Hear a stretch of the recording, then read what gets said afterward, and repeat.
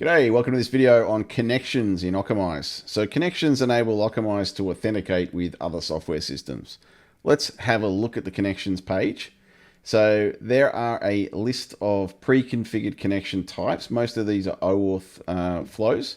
And then there is one at the bottom called custom HTTP requests, where you can connect with any third-party service that supports a more direct connection without requiring an OAuth flow, such as basic authentication, bearer tokens, API keys, etc. The out-of-the-box connection types obviously correspond to out-of-the-box services that we offer at the moment.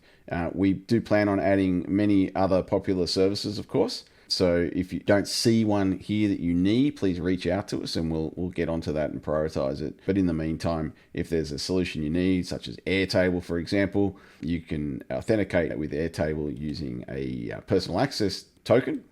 And so you can use the custom HTTP requests, and then you can just build your own custom integration, if you like, to that, which you can see in some more advanced videos on this topic. But for now, let me just quickly introduce you to some of the settings that you need to consider when creating a connection. So let's create a connection for Office 365, and I might want a connection where an agent is able to fetch my email. And my name's Al, by the way. So I'm going to say this connection is called Al Email, and I would set the privacy in this case to private. So that means that agents can only use this connection when I'm logged in and I'm interacting with the agent. We also support shared. So I can create, that would be more like a support inbox, for example. So I could create a shared connection, which means anyone that's logged into Occamise, into this Occamise account, will be able to utilize that shared connection. And then similar to shared, but a little bit more shared, is public. And that means that anyone, regardless of whether they're authenticated or logged into Occamise, is able to use this connection. So you need to be extremely careful about where you utilize public type connections. I'll keep this as shared and call it support inbox and hit save or create connection. And you'll see now that we have this support inbox sitting here ready to be authenticated. Now I can just go ahead and authenticate this by clicking authenticate and then going through that Office 365 OAuth flow. I'm not going to do that now, but once I've done that, then my colleagues will also see this connection and it'll already be authenticated for them, and they'll be able to use an agent that is utilizing that connection.